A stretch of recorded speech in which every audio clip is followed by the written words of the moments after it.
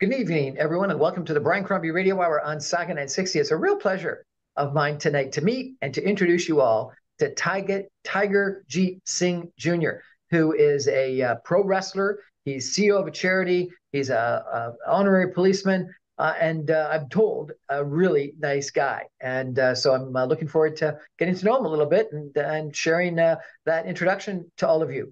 Tiger, welcome to the show. Thank you very much, Brian, for having me. Real pleasure to be here. Now, your father was also quite a successful pro wrestler. Is that correct? Yes, sir. He is the pioneer. He's the living legend.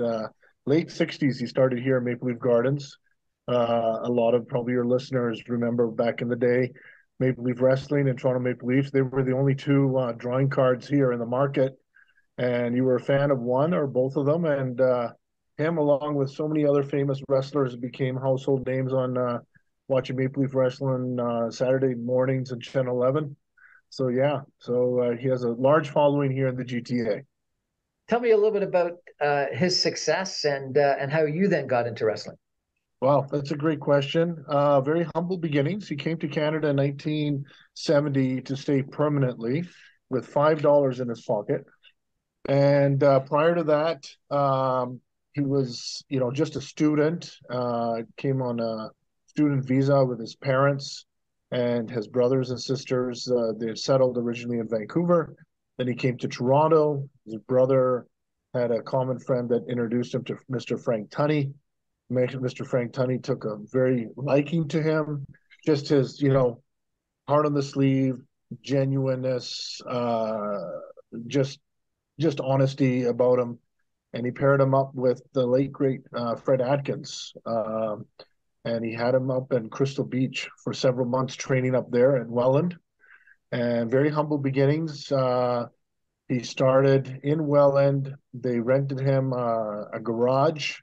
There was, just a one bedroom, and then there was a garage. And the lady's name I forget, but she was like 90 years old, and it was just a garage, and there was no heat. And I think he borrowed a mattress that was discarded in the dumpster of the local Salvation Army. Oh my He God. threw that on the ground, and he paid, I think, $1.25 for a portable heater, and that was his humble beginnings in Canada. And but he loves that Canada gave him the opportunity just to come here, work hard, honest living, and from there, he grew to really high statures and fame in Maple Leaf Wrestling, wrestling against the Sheik. He set records there in Maple Leaf Gardens, and then he just exploded. He started going overseas, and Japan then really took a loving to him, a fondness to him, and he's been there for 50 years. Did he do wrestling before he came to Canada, or Uh, weightlifting, just, or something?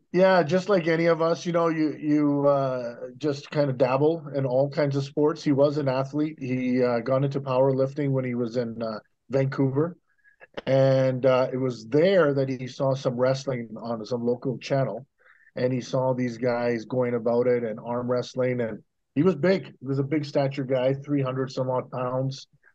Just 300 pounds. That is a big 300 guy. pounds.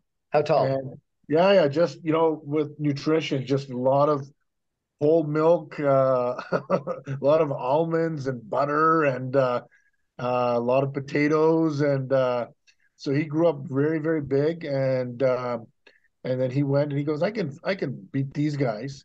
But what he soon learned, it wasn't about the strength, and it wasn't against the size. It's technique in anything, and I'm sure you could appreciate it in business, in the entertainment business. It's all about the delivery, the technique, the pause. It's just so same thing in powerlifting. It was all about the technique.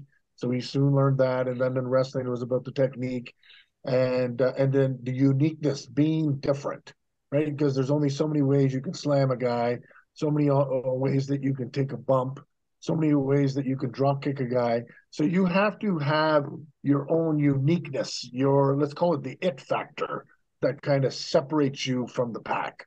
And he found his little niche that separated him from the pack, and he grew, with God's grace, he grew a big following after that. Now, I thought pro wrestling was all about the show. You're saying it's a lot more than the show. It's technique and Yeah, actually. well, if you're talking about entertainment as a show, yeah. So now, like if you go back in the day, and I think that's true to anything.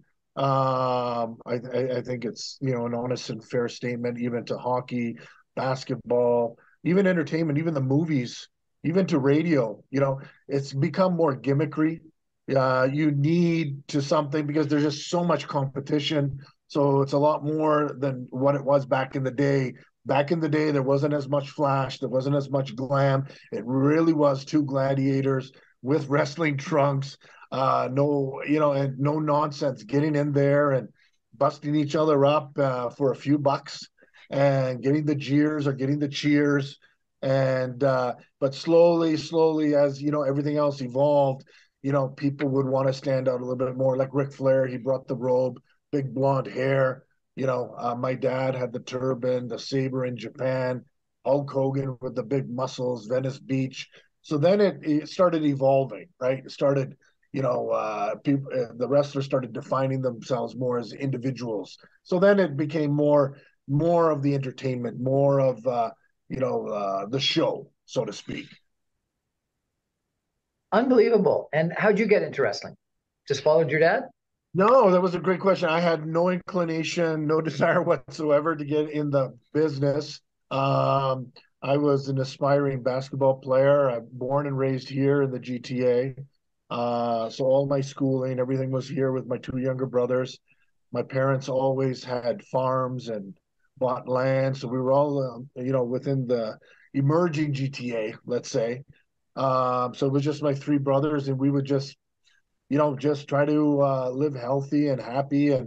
But it wasn't until my first trip to Japan when I was about 18 years old, where it was, summer off, and I was 18, right?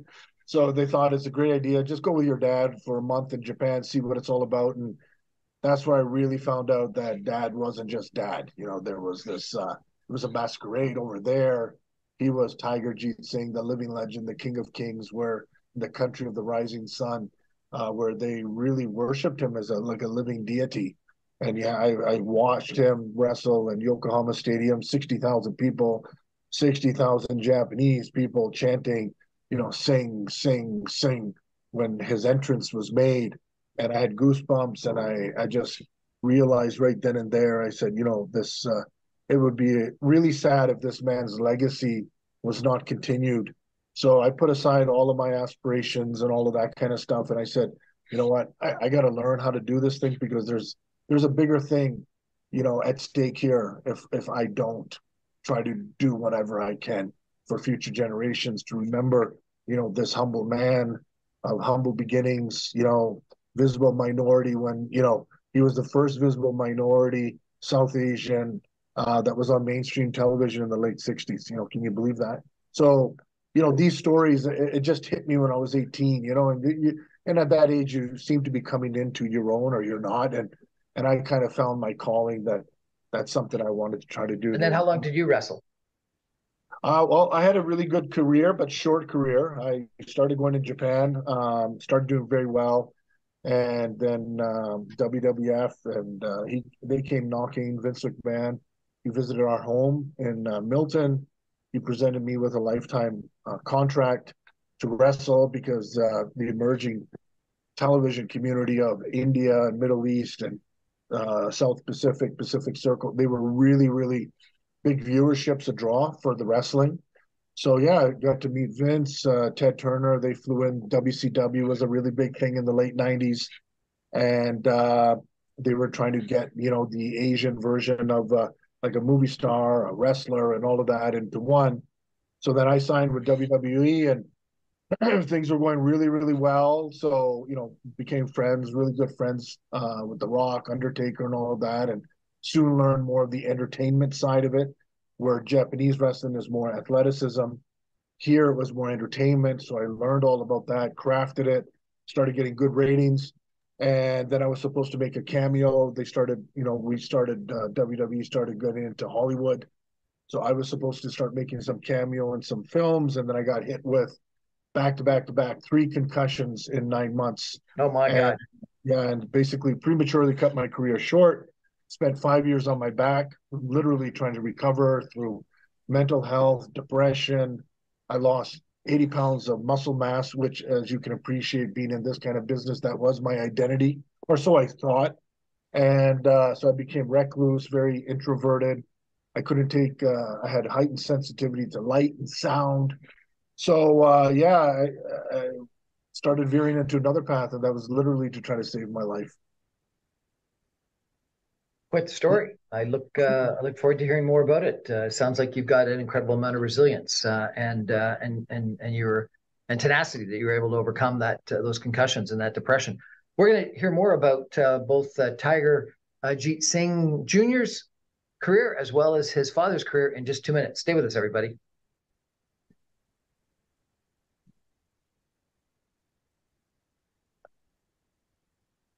Welcome back, everyone, to the Brian Crombie Radio Hour on Saga 960. My guest tonight is Tiger Jeet Singh Jr.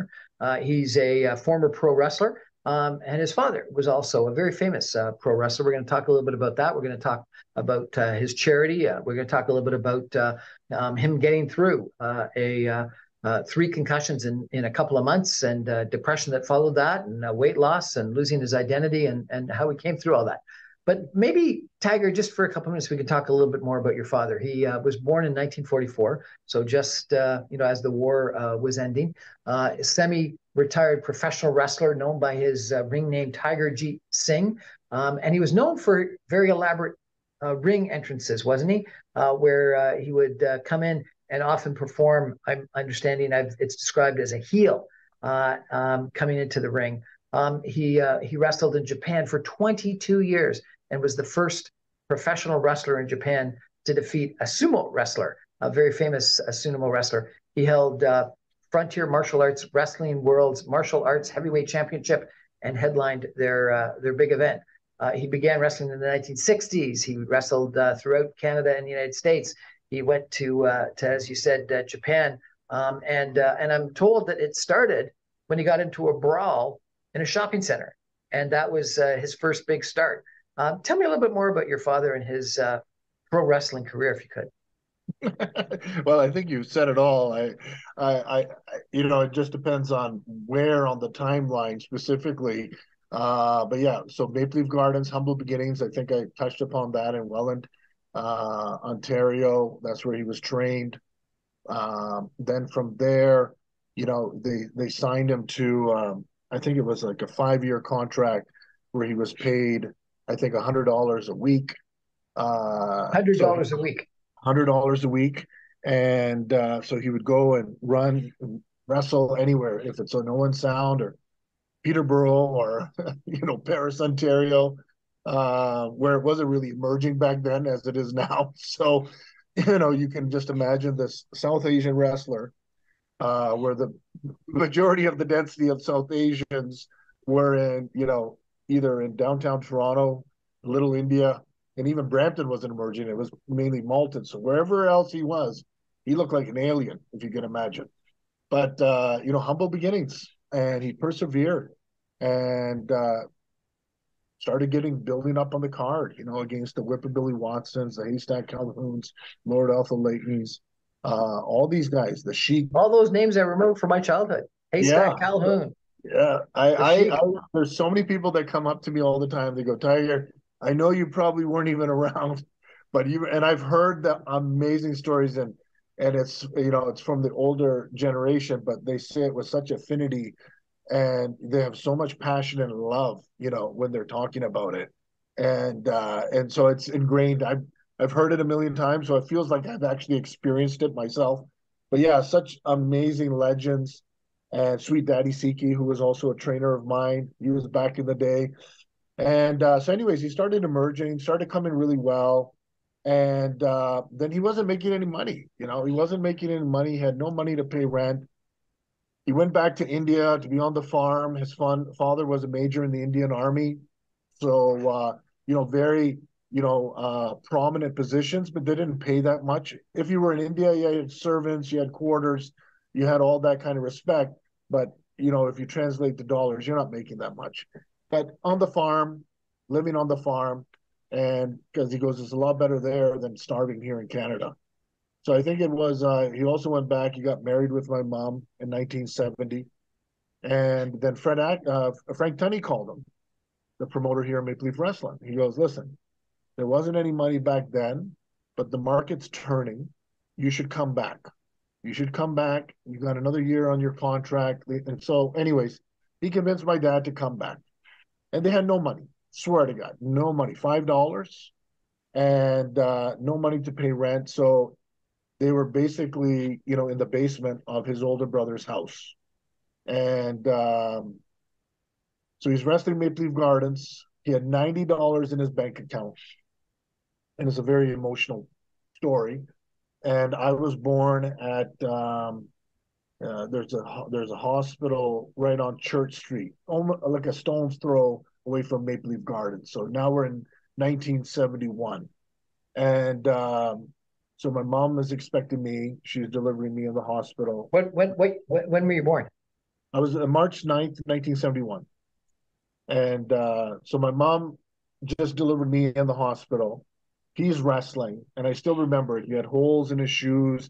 He used to duct tape the shoes, double socks, because he used to get hand-me-down shoes so he could fit.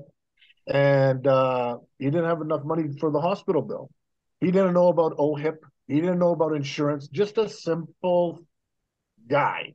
You know what I mean? And so there was only one match on the card. It was him versus the Sheik. It was a sellout of Maple Leaf Wrestling. 18,000 people. 18,000 people. And 5,000 people turned away outside, as the story goes. South Asians were really following him, Muslims, Hindu, Sikhs, Italians, Greeks, all immigrants, because he became the hero here, the local babyface, so to speak, in the wrestling vernacular, against the Sheik. And so he was ready to get his pay, $100, at the end of the day. And they went at the end and they gave him, and he opened the envelope, and it was $6,500. And it blew his mind. So what he did, and I know, a lot of people are probably thinking, he ran it, you saw it. No, so simple. He goes back and knocks on the door at Frank Tunney. Said, Mr. Tunney, I think they made a mistake. He goes, what's that? He goes, I'm supposed to get $100, and they gave me $6,500. And he goes, no mistake.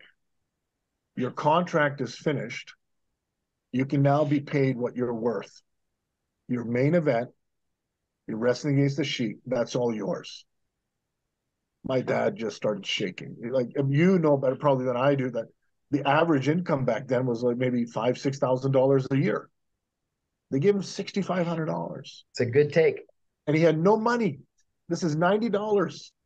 And he took his ring off. Frank Tunney took his ring off. He had a ring made in my dad's image. He still has it to this day with the turban in it. And he goes, and he treated my dad like a son. My dad, he says, I remember he ran a couple of blocks to the hospital.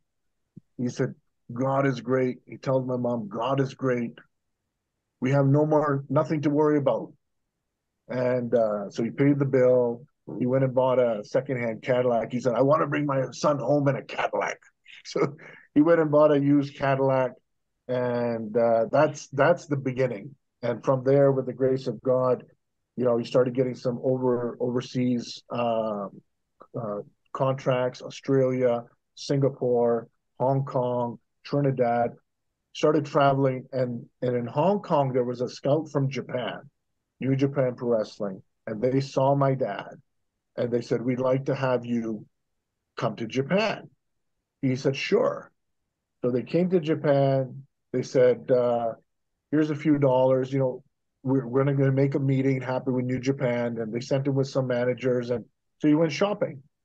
So when he was shopping, he's an attraction, wearing the turban, especially we're talking 72, 73. I think it was 73 at that time. And he's walking in the shopping plaza, Shinjuku Shopping Plaza. And this lady comes, and she's surrounded by the bodyguards. He didn't know, but she was one of the top movie stars, and she was the wife of Antonio Inoki. who recently passed, but a wrestling legend in Japan. And she came and she's admiring his, but she thought she was a little bit more forward than the traditional Japanese back then because a movie star, right? So maybe a little bit more influence from the West or whatever, but a little bit more forward and spoke a little English. And she said, very nice. He goes, that's good, that's good. And she was smoking. And my dad does not like that. Then she touched my dad's turban. She, oh, this is very nice material. My dad saw red because this is very sacred. This is our turban. This is our Sikh faith. And my dad slapped her, and she, they're not that big, so she must have went flying. I don't know how many feet. The bodyguards jumped on my dad, and Inoki was on the other side of the shop. He jumped in on my dad, and this whole brawl ensued. The guys were with my dad. They ran him out. They hailed a taxi. Taxis weren't his. He was ripped up and bleeding. And anyways, they got a taxi cab down. They stopped it. They shot him to the hotel. He was staying in Shinjuku, Kyo Plaza. And the managers and all that saw that. They shot him up to the top of the penthouse where he was staying. And in that country, any sort of you're causing disruption, you're banned for life. They will deport you for life. So they had him hiding upstairs. The police all came. So if there's a law there that the police cannot come in your room, they have to, if they're going to arrest you, it has to be in common space. So they're waiting for him to come down. And anyways, long story short, he was in, I think he stayed in the room for maybe a week. And the management and everyone came and they calmed down the brouhaha. That was the start. And that's all you needed. There was like, the return of Godzilla. And he became the most revered foreign wrestler in the history, even to this day. There was always Hulk Hogan's, Andre Giant, all these people came and went, but they weren't, it was okay. But he was something unique. And the following just became a craze. He became a household name. It was sellout after sellout. It went for like 30 years in Japan. It was crazy. It was crazy. And this Inuki, it was a feud, I understand. And Inuki actually broke his arm at one point in time. Yes, it was. The feud continued for 10 years. Can you imagine one feud for 10 years, show after show after show, and in one of the matches Inoki broke my dad's arm, and that's true. And can you imagine just the reverence they still have him to this day? The foreign minister of Japan just presented my dad accommodation last October of last year. So the consul general and his private they flew in, and they're all coming. I'm so happy you're coming to the tournament. You're going to see it.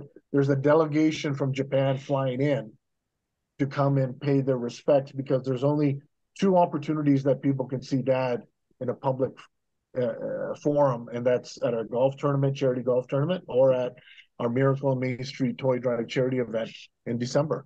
So yeah, it's just huge respect the country still has for him. After this 10-year feud, I understand in 1990 he actually teamed up with Inoki in a team event, and Inoki and your father beat 2 other people in a big wrestling match in Yokohama. That's the match I'm referring to. That was my first visit to Japan. You got to see your father and Inoki together in a team match. Inoki became my hero. We have a home gym here. All the walls are adorned with posters of Inoki and my dad. And Inoki visited our home and he saw it, and he was quite taken by it. He was very humbled by it. And so yeah, it was Brian, what they have over there, they have a fan's dream match. So before all the internet and all that, it was hard. It was old school, taking census polls and all that. And they took a census poll across the entire country. What would be the dream match? Because it was Noki's 30th memorial anniversary in wrestling. And they said the dream match that people wanted to see was their greatest hero, Inoki, tag team with the greatest villain and his greatest rival, Tiger Jeet Singh. That's how that match came to be. Came to be, and they won.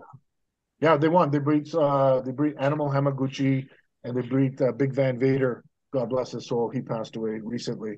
And Nick Bockwinkel, he was the special referee. AWA days for all your fans that used to watch AWA wrestling in Minnesota. Yeah, so and everyone, all the who's were there at ringside to watch that match. Andre the Giant, I got to meet him.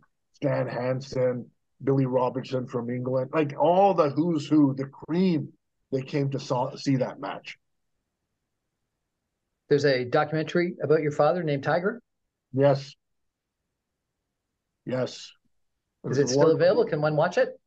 Yes, it was in I think it was the Toronto Film Festival, the Real World Film Festival, something like that, and it won the National Film Board of Canada's most outstanding documentary. And it was just exactly what we're discussing. Just his whole life story. And he's got a public school in Milton named after him. Yes, absolutely. That's a big honor for a wrestler. It's a huge honor for, I guess, anyone. Especially when you're alive. I know there's lots of prominence and accolades when someone passes away, but to still be alive and to be recognized for all your great work, and in this particular field, it wasn't bestowed upon him for his wrestling accolades, but more for his humanitarian and philanthropic work. So yes, they named Tiger Jeet Singh Public School. It's the first school in Canada named after a pro wrestler, and the first in Canada to be named after a South Asian. So kudos to Canada for recognizing that. And it's the greatest country in the world to live. And especially, I know it's easier said than done, but I've traveled the world many a times, and I think we just have to be more appreciative of what we have than what we don't have. It's so much easier to look at what we don't have, but I think we've got to look more as a society on what we do have and the freedoms and the liberties, because the rest of the world is on fire compared to what we have here. It's such a beautiful country, and to get this honor, is just a cherry on the top. For my dad to get that. It's 1,200 students from JK to grade 8. We visit them regularly. We visit lots of schools, but that's part of our charity and our mandate of our foundation to support children. But it was a huge blessing. We're chatting tonight with Tiger Jeet Singh Jr. about him, about his father, about pro wrestling, and we're going to take a break and come back and we're going to talk a little bit about his foundation and a little bit about his own life and some of his challenges and how he got through them. Stay with us, everyone. We'll be back in 2 minutes.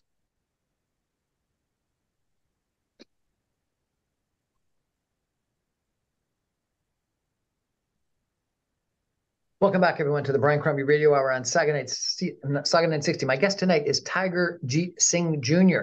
We've been chatting just now about his father, Tiger Jeet Singh, who was a professional wrestler for it seems like from the 1960s until 2010 or 2009, and spent 30 years in Japan. Had 18,000 people come and see one of the biggest first sellouts in Maple Leaf Gardens in 1971. What an unbelievable story. Tiger, you have got quite the story yourself. You are president and CEO of the Tiger Jeet Singh Corporation, an ambassador and honorary police officer with the Halton Regional Police, and president of the Tiger Jeet Singh Foundation, as well as being a professional wrestler for 5.5 years, from 1996 to 2002. So we'll come back to your wrestling in a little bit, but tell me, if you could, a little bit about what the Tiger Jeet Singh Foundation is all about. So, great question. The Tiger Jeet Singh Foundation is a registered Canadian charity that our family started about 15 years ago. And it was, through the travels of both my father and myself, we've seen, the struggles of humanity throughout the world. And so we've always been in charity. It's something that's near and dear, from my parents' hearts, and they bestowed that same teachings and philosophies onto us, and we're doing the same thing with our children. And we had everything kind of disenfranchised, segments here, segments there, and so what we want to do was unified. So Tiger Foundation, it wasn't the start of our charitable endeavors, but it was the unifications of everything that we get involved with under one umbrella. And and we initially started that under the auspices of a Christmas toy drive. Easier said than done. Just collect as many toys as possible, get the community involved, and donate those toys. We'll take them up to Sick Kids Hospital, visit the patients there, or McMaster Children's Hospital, or we would distribute it at that time throughout, the children in need in Milton. With the grace of God, the thing has just skyrocketed. We don't spend any money on marketing. It's really a grassroots movement. We don't solicit any sponsorships. We're so blessed to be inundated by all these unbelievable corporations, multinational companies, and so, anyways, it's just an unbelievable, refreshing thing. All the schools now have adopted the philosophy of Miracle on Main and giving and supporting the less fortunate. Our mandate, our mission statement is sickness and poverty don't discriminate. Neither should the spirit of giving.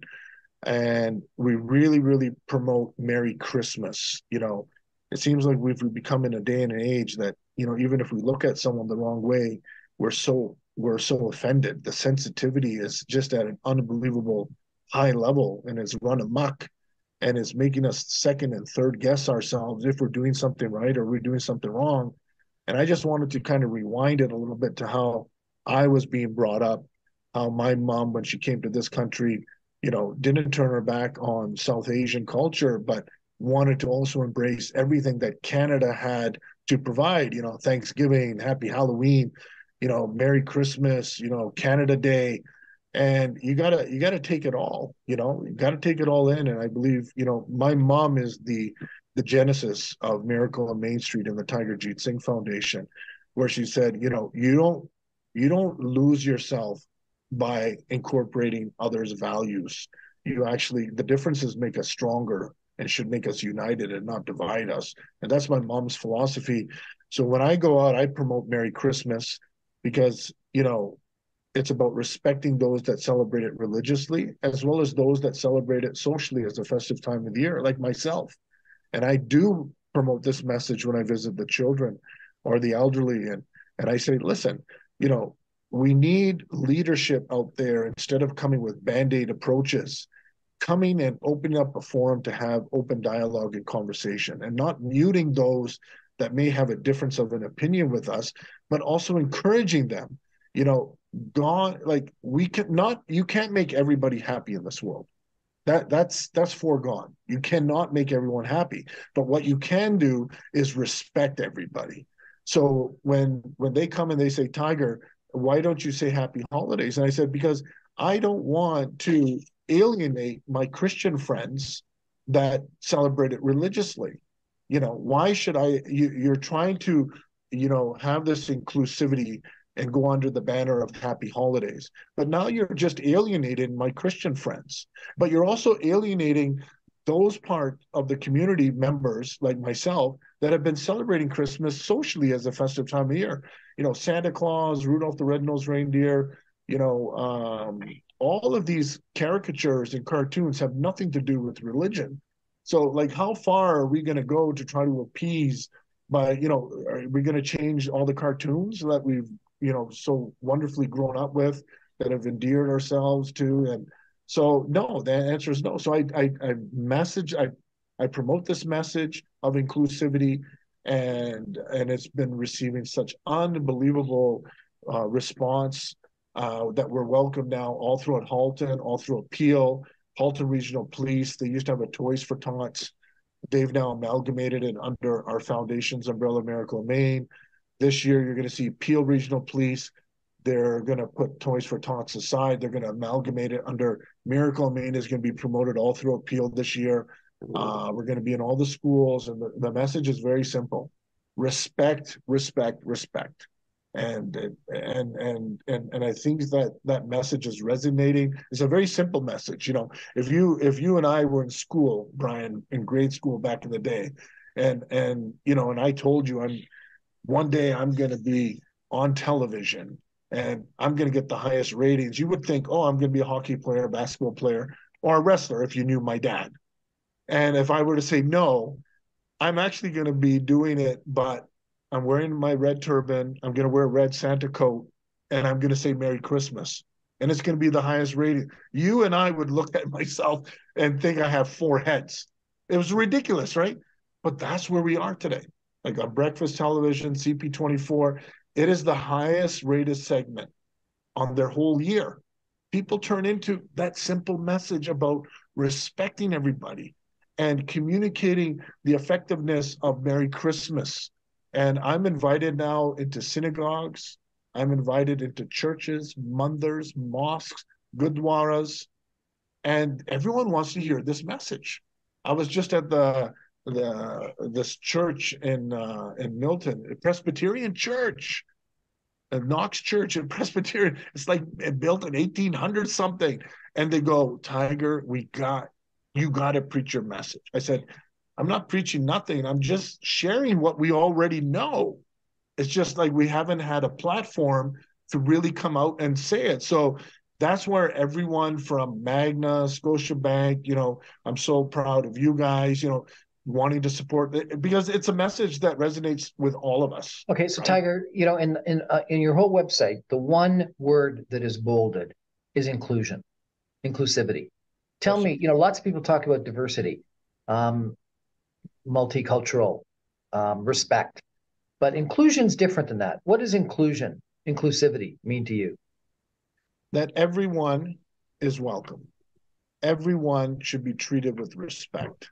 And you don't alienate anybody on the basis of difference of an opinion, or uh, and that's what I was brought up in. I maybe looking back at it now with this whole woke change, I would look at it and go, yeah, I was really discriminated against and I was really put down and all that.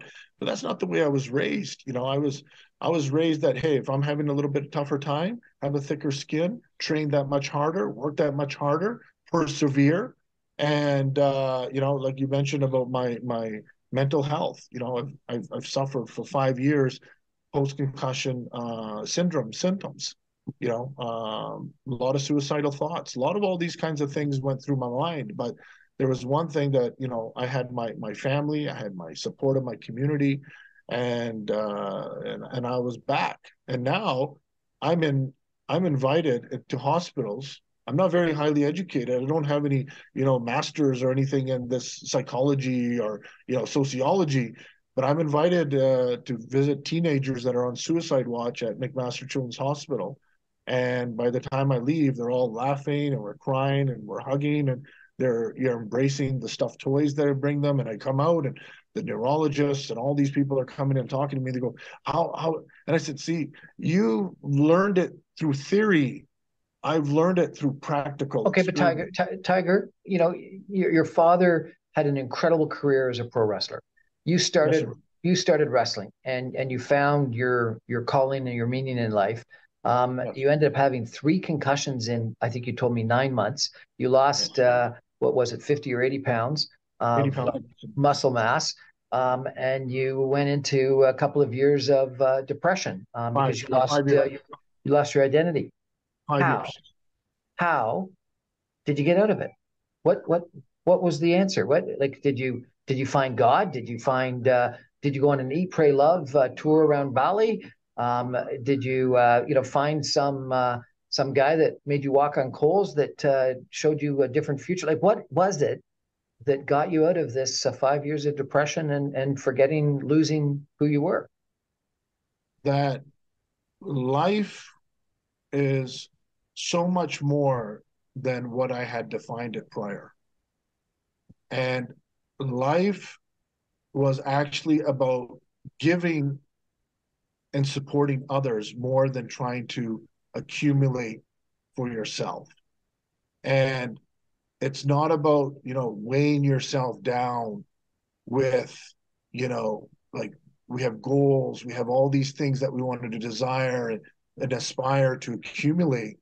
But the secret, what I learned about giving happiness to others, that was the secret. That was my salvation. And I learned that through spirituality. So we've always been religious. I respect everyone with religion. Um, So our Sikh faith was religion, but then I was also searching during that time of despair. And, and also I had strong roots with my parents and my loved ones. God bless my wife and my children, my brothers, so I had a strong base of don't have concern, don't worry. You have a good foundation. My brother stepped in, took care of my kids. And so they just wanted me to heal.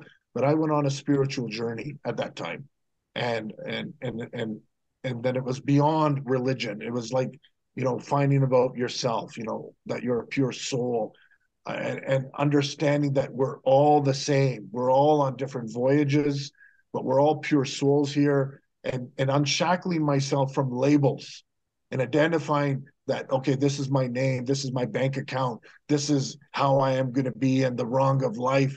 It was free. I really found freedom through spirituality. And then it kind of got me healthy, and it started getting me to visit people, hospitals started calling me out, and then it just took life on its own. Like then the foundation started mushrooming, and we started getting networking with everybody. So that was how it happened. So yeah, so here So I was on this how did you find the passage. spirituality? Was it reading a book or meeting somebody or going No, to a no. boudoir So or my what? mom, my mom is very spiritual. My mother is very spiritual, and there was a program on television that she had recorded, and she had asked me, PVR. She goes, son, when you're feeling up to it, I have this recording. I would love for you to watch it. Never forced me or anything like that. And I believe, Brian, everyone is searching, but no one's really defined what it is they're searching for. But I've been able to identify everyone is searching for the same thing, and that's inner peace. That's just how to de-stress, how to relax, not not how to judge, not having expectations. Just and it's so unbelievably refreshing. So I saw that program, and it wasn't just one program, right? So I started watching a little bit more. I started, my mom is an unbelievable mentor and a teacher, guru to me. So I just started getting on that path, and I just found myself that I've unshackled myself through whatever the traditional thinking were about. It's all about accumulating. Like I went through my 20s, and I never had to worry about money, right? But I was on that track because I was getting dollars and cents and getting a jet, getting cars, getting big houses. But I'm not worried about money today either. But I'm not getting the jets and the cars and all that. It's real wealth. And that's the knowledge I have now. It's not temporary. Fame and money is temporary. But what I've been able to, for me at least, is I've got internal wealth, internal happiness. And that really is giving happiness to others. All our foundation, we charge zero administrative fees, $0. Everything is run on volunteerism. All our time, all our commitment, all our community members that are part of it. And that has resonated with the community, has resonated with businesses, has resonated with the police, with schools, with the towns. City of Brampton sponsored an event, turnkey operation last year. The town of Milton's going to sponsor the event this year. It's 15 years running. You can't fake 15 years. So everyone has tapped into it. And now it's basically on the backs of everybody. And I show up and I promote what everyone wants. And that's just to be treated with love and treated equally. What a great story. What a great message. Thank you so much for sharing everything. Your story in wrestling, your father's story in wrestling, and particularly this story about your foundation and your beliefs and what you're trying to contribute to our society. I really appreciate it. We're going to take a break for some messages and come back with some concluding comments in just 2 minutes. Stay with us, everybody.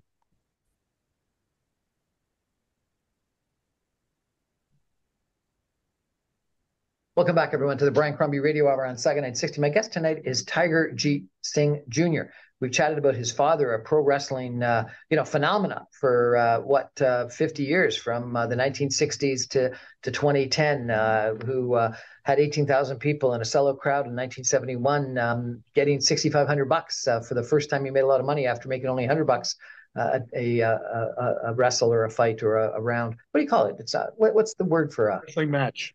Match. Thank you. I apologize. And then going to Japan for 30 years and being incredibly successful there. And then this guy that he had a 10-year feud with, at the end, they ended up having a tag team match. I used to love those tag team wrestling matches on TV. They were a lot of fun. I think I've watched your father and Haystack Calhoun and others on TV. And then Tiger Jeet Singh Jr. became a wrestler.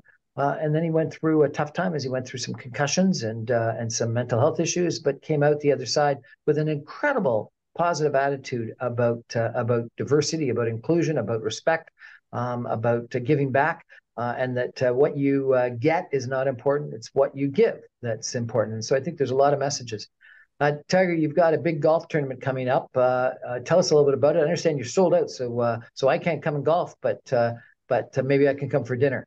Tell us a little bit about your golf tournament. Yes, sir. So, we're a private charity. We don't spend any money on marketing dollars. So this, for Miracle on Main Street, that happens in December for all the children. So this is our sole fundraising event for that event, Miracle on Main Street. So it's called Teeing Off for a Miracle. It's our 8th annual. Last year was our comeback after being shut down from COVID for a couple of years.